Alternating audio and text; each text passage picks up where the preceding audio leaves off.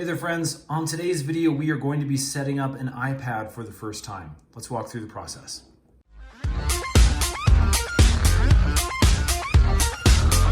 Okay, so if you got a brand new iPad, hopefully you've reset it to its factory default settings if you've got a used one.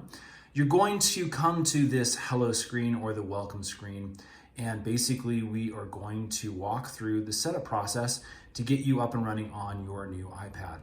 So basically what we need to do is we need to just hit the home button, and that's going to bring us to our language menu. At this point, you can choose the language that you prefer. Obviously, I'm going to go with English here, and then we're going to select our country, and I'm in the US. So now we come to the quick start option. This is really nice if you have an iPhone with iOS 11 or later. And basically, if you bring your iPhone just close to your iPad at this point, it'll automatically recognize your account settings and sign in. Now, I am going to assume that you're setting things up manually, so let's go ahead and click that button down here at the bottom. Okay, at this point, we are going to choose our network and go ahead and log in to your network with your credentials.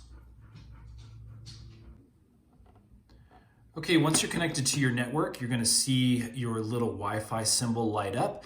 That means you are now connected, and then it's gonna take just a couple of minutes for it to connect to the internet and begin the setup process here. So we've got a little data and privacy notification. I'm gonna click continue. You can also click more. And you can also set up Touch ID now if your specific iPad is enabled for it. I'm gonna go ahead and do that now by pressing continue. And then I'm going to place my finger on the little home button here. After you input your fingerprint, or if you skip that process, you'll come to creating a passcode. And this is a great backup option if you want others to be able to use your iPad. Go ahead and put in your 6-digit passcode, or you can actually hit passcode options down here. And as you can see, you can do a custom alphanumeric code, a custom numeric code, or actually a 4-digit numeric code just to make things a little bit easier. Okay, so we now come to the apps and data section, and this is where you really want to have an iCloud backup if you are restoring from an older iPad. You can also restore from an iTunes backup. You can move data from an Android, or actually you can see you don't have to transfer any apps or data. So in our case, we're just going to click that bottom option. We're not interested in setting up from a backup. Okay, at this point, we're going to type in our Apple ID, and this allows you to connect to your account online. So unfortunately, you do have to have an Apple ID in order to use Apple products at this point. But again, it's a pretty secure service that they offer. So if you have other Apple devices, this is really nice. It basically is going to ask you for a verification code that is going to send to your phone or your computer. This is just a security measure. It's actually really nice. I got the notification on my computer. And so what I'm gonna do is just click allow on that message, and then that 6-digit number comes up. I'm gonna input that right here, and this lets Apple know that yes, this is a device setup that is approved for your account. Okay, we then come to some terms and conditions. You can actually send this by email so you have a copy. Click agree once you've read through those. And then we are going to take a few minutes here just to get the setup process started. Okay, we're next going to come to some express settings.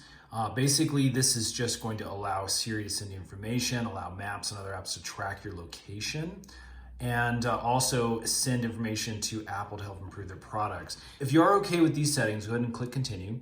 I'm going to click customize settings, and basically we are going to decide what we want our settings to be here. So keep your iPad up to date. Yes, I'm okay with this. Let's say continue.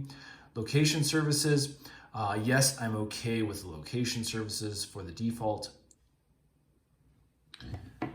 So when you select this, you can obviously see this screen may take just a little bit. We've got our little spinny bar here while it is allowing those different apps to access your locations, either the default Apple apps. Okay, we now come to our Apple Pay options. I am actually going to set this up later. This is nice if you have your iPad with you and you just want to have a payment processing set up. I, again, don't use this for that kind of work, so I'm going to skip it. And then we also have an iCloud keychain that we can set up. This obviously keeps your passwords and credit card information. Again, I'm going to skip it on my iPad, but you can set it up by hitting continue.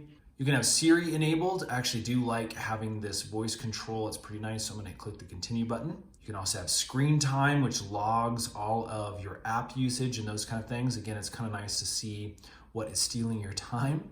And then iPad Analytics, this is going to be data and information that's uploaded automatically to Apple to help them improve their products. I actually usually don't share, but you can choose whether or not you'd like to do that or not. And then quick access in the dock. So you can see that you can swipe up from the bottom edge to show the dock, and then release. That's fine. I'm going to click continue. These then are going to run through all sorts of different really quick settings that you have for the iPad. So check these out if you like. It just kind of helps you understand the different controls. Once you get through that, as you can see, we are ready to get started. We click that get started button and boom, there we go. All of our apps are ready to go. And yeah, this thing is now set up and ready to use. You can begin downloading apps by going into the App Store and getting some new stuff. You can set up your email and other things. And there's a lot more options here now that the device is set up. Friends, I hope this has helped. If it has, would you guys please hit that thumbs up button for us? Let's start making helpful videos. And stay tuned. You may want to subscribe because we are making a bunch more iPad tutorial videos. Those are coming out really, really soon. Thanks so much for watching. We'll see you again on the next one.